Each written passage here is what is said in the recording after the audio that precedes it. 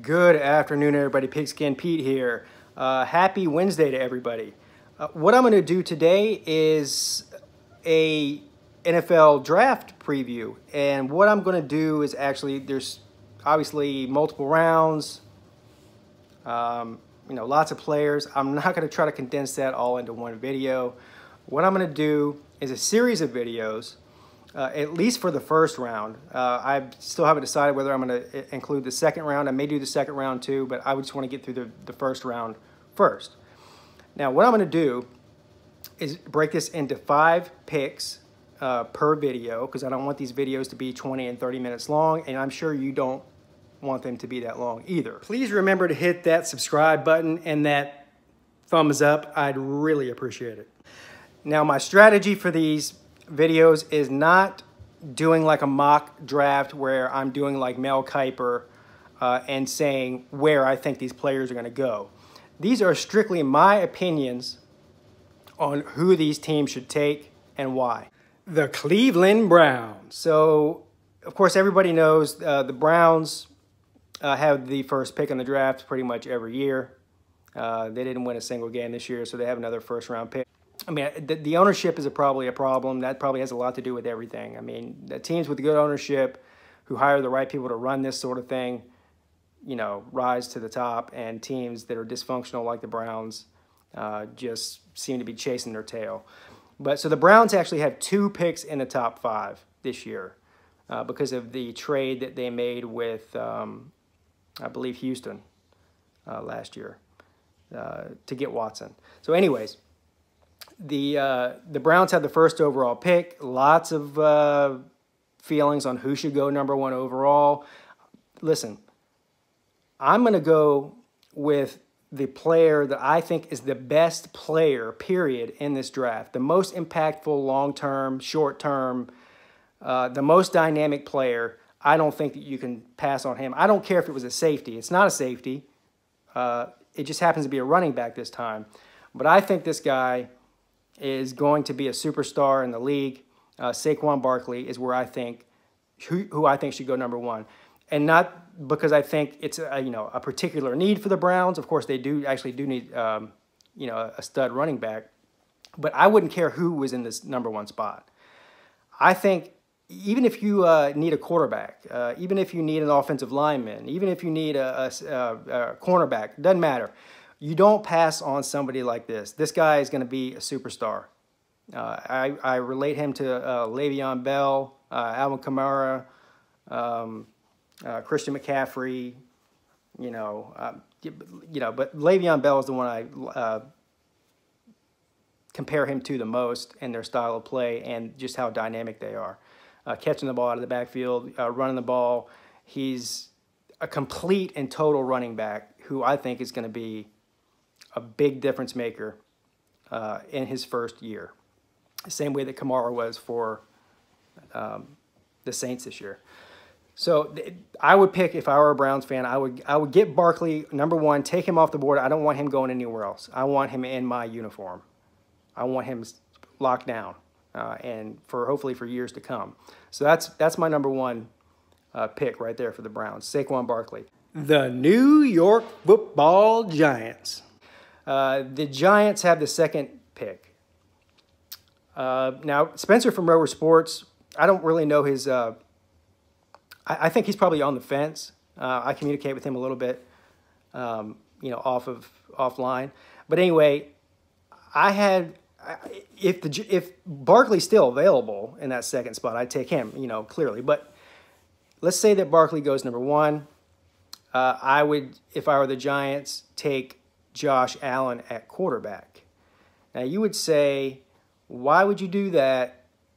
First of all, is Josh Allen even the best quarterback on the board? Well, nobody knows, right? I'll give you the reason why I think you should go to the Giants, though. This is a guy who has all of the physical tools. Okay, he's big. He measured in at just under 6'5". He's 237. The same, almost exact physical build as Carson Wentz. He didn't play for a great team. He played at Wyoming. Okay, he has some accuracy issues, which he admits to. I don't know how much of that is actually him having accuracy issues as it is he was on a bad team. Maybe the receivers weren't elite, which I know they weren't. I can't name a single receiver on Wyoming, and I'm probably sure you can't either unless you really, really dig deep into somebody who follows every single team and every roster. You might be able to name a wide receiver for Wyoming. I can't name one player on Wyoming other than Josh Allen. He's got a huge arm. He's a big, physical, smart kid too. If you watch his interviews, he's a smart kid. So he has all of the tools. What he really needs is grooming. That's what he needs. Who better to groom this kid to sit on the bench for a year or 2 or 3 than Eli Manning? You can say what you want to about Eli Manning. He's won 2 Super Bowls. And he's smart. And I think that he really would be a perfect mentor for somebody like Josh Allen to take over the reins whenever Eli is done, or if Eli gets injured at some point next season or the season after. I think this is a perfect fit for Josh Allen, is the Giants. And I think that if he goes to the right spot and is able to learn from somebody like Eli Manning, that he is going to be a superstar in this league. There's not many people in the NFL, many quarterbacks, with his physical tools and talent and build that don't succeed. Carson Wentz, Andrew Luck, Cam Newton. These are just a list of a few players that have that sort of stature and just natural arm talent. Okay, so you can put him in that category. I'd take Josh Allen if I were the Giants. It's not going to be something that helps him out next year. This is something that's going to help him out 2 or 3 years from now, in my opinion. The Indianapolis Colts. The Colts are a dumpster fire. I think that they're another one that has a major problem with ownership. What's that guy's name? I can't even think of his name right now. He's a complete tard, I mean, for lack of a better term. But anyway, they have so many needs. I mean, where do you start with them? Now, who even knows what's happening with Luck? I mean, he was supposed to play this year, but then he wasn't healing. And then Jim Irsay, the owner, coming out saying he thinks it's all in Luck's head. And who even knows? I mean, assuming that Andrew Luck is going to be back playing next year, I just have to go off that assumption because I don't know any differently, okay? And if Andrew Luck's back, then clearly you don't need to draft a quarterback. There aren't any other real standout running backs I can think of. I'm going to go defense on this one. And the reason I'm going to go defense is because this guy is such a stud. He's another one. He's sort of like what I think about Barkley, but on the defensive side of the ball. A guy that's just so good, no matter what your needs are, you can't pass this guy up. And that guy is going to be Minkah Fitzpatrick from Alabama.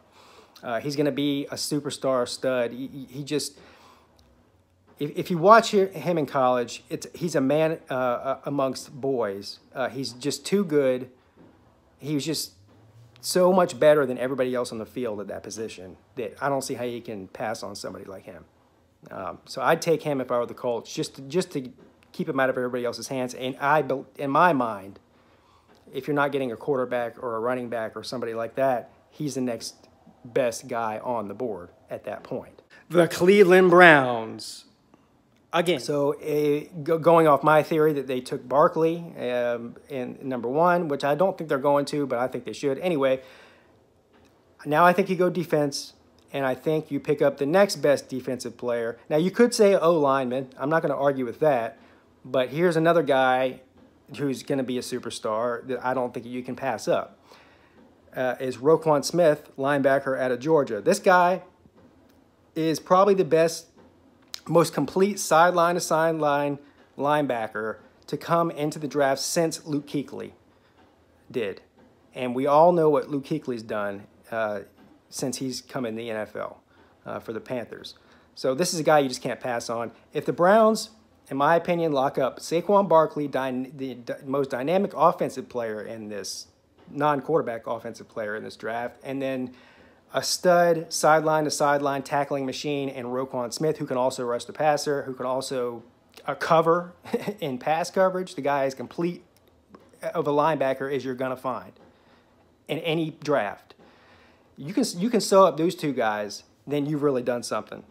Of course, since that's the right move, they probably won't do that. because they are the Browns. The the Denver Broncos. Now, we all know what the Broncos need more than anything else. I mean, something a lot of teams need, but the Broncos really need it, and we all know who runs that organization.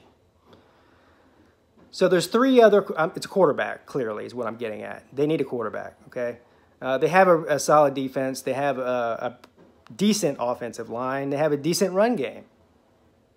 One thing that they really need more than anything is a franchise quarterback who can take them deep into the playoffs and be there and be a stud for years to come.